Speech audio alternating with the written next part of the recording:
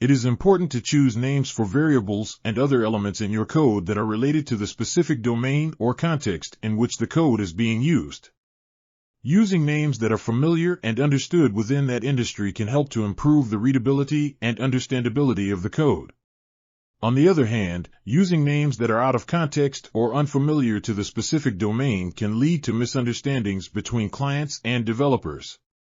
It is generally best to choose names that are clear, descriptive, and easy to understand, and that accurately represent the concepts or objects they represent.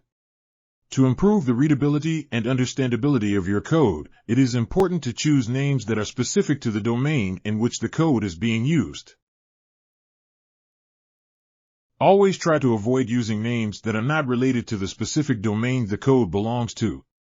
For example, if you are working in the IT industry, it is more natural to use the term screen or monitor rather than graphical representation.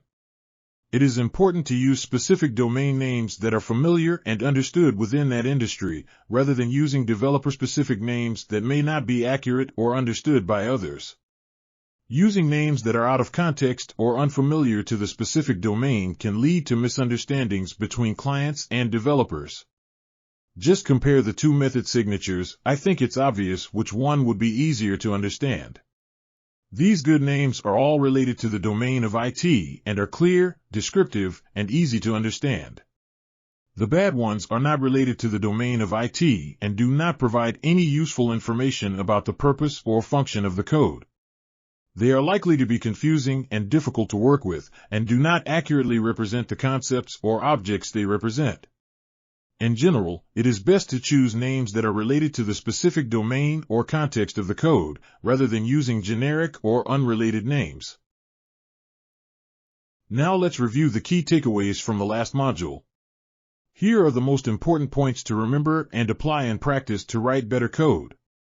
It is important to use specific domain names that are familiar and understood within the industry, rather than using developer-specific names that may not be accurate or understood by others.